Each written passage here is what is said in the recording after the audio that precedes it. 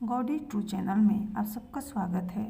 हर माह की त्रयोदशी तिथि को भगवान महादेव को समर्पित प्रदोष व्रत रखा जाता है और शाम को विधि विधान से भगवान शिव की पूजा की जाती है। इस बार फरवरी महीने का पहला प्रदोष व्रत 7 फरवरी बुधवार को है। बुधवार के दिन पड़ने के कारण इसे बुध प्रदोष व्रत भी कहते हैं। प्रदोष व्रत अथवा त्रयोदशी का व्रत मनुष्य को संतोषी एवं सुखी बनाता है। बुध त्रयोदशी प्रदोष व्रत करने से सर्व कामनाएं पूर्ण होती है। इस व्रत में हरी वस्तुओं का प्रयोग करना चाहिए। भगवान शिव जी की आराधना धूप बेलपत्र आदि से करनी चाहिए। इसके बाद बुध प्रदोष व्रत की कथा को पढ़ना या सुनना चाहिए। तो आइए सुनते हैं बुध प्रदोष व्रत की पौराणिक कथा को। समतापुर नगर में मधुसूदन नाम का एक व्यक्ति रहता था। वह बहुत धनवान था। मधुसूदन का विवाह बलरामपुर नगर की सुंदर लड़की संगीता से हुआ था।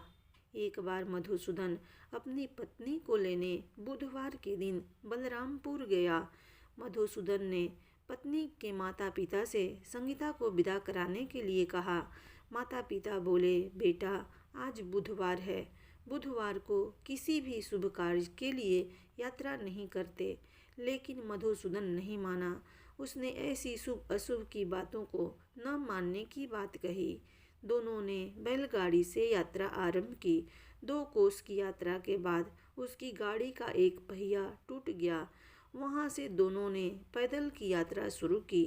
रास्ते में संगीता को प्यास लगी। मधुसूदन उसे एक पेड़ के नीचे बैठाकर जल लेने चला गया। थोड़ी देर बाद जब मधुसूदन कहीं से जल लेकर वापस आया तो वह बुरी तरह हैरान हो उठा, क्योंकि उसकी पत्नी के पास उसकी ही शक्ल सूरत का एक दूसरा व्यक्ति बैठा था। संगीता भी मधुसूदन को देखकर हैरान रह गई। वह दोनों में कोई अंतर नहीं कर पाई। मधुसूदन ने उस व्यक्ति से पूछा, तुम कौन हो और मेरी पत्नी के पास क्यों बैठे हो? मधुसूदन की बात सुनकर उस व्यक्ति ने कहा, अरे भाई, यह मेरी पत्नी संगीता है। मैं अपनी पत्नी को ससुराल से विदा करा कर लाया हूँ। लेकिन तुम कौन हो जो मुझसे ऐसा प्रश्न कर रहे हो? मधुसूदन ने कहा, तुम जरूर कोई चोर या ठग हो। यह मेरी पत्नी संगीता है। मैं इसे पेड़ के नीचे बैठाकर जल लेने गया था। इस पर उस व्यक्ति ने कहा, अरे भाई, झूठ तो तुम बोल रहे हो। संगीता को प्यास लगने पर जल लेने तो मैं गया था। मैंने तो जल लाकर अपनी पत्नी को पिला भी दिया है। अब तुम चुपचाप यहाँ से चलते बनो, नहीं तो किसी सिपाही को बुलाकर तुम्हें पकड़वा दूंगा। दोनों एक दूसरे से लड़ने लगे। उन्हें लड़ते देख बहुत से लोग वहाँ एकत्र हो गए।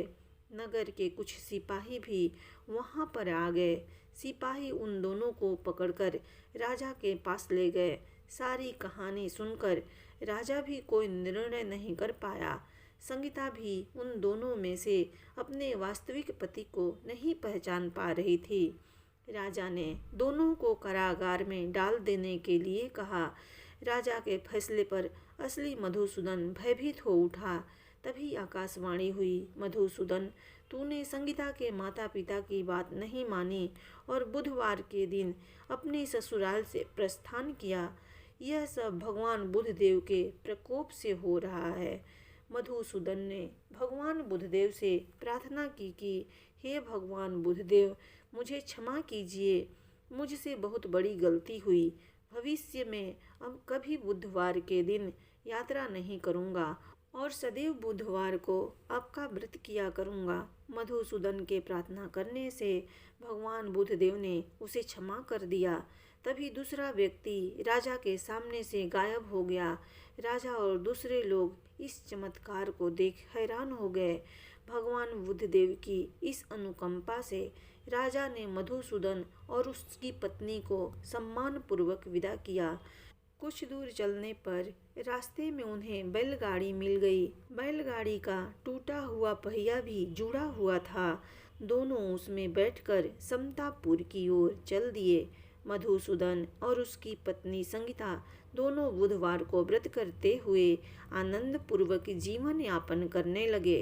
इस तरह भगवान बुद्ध देव की कृपा से उनके यहाँ खुशियाँ बरसने लगी।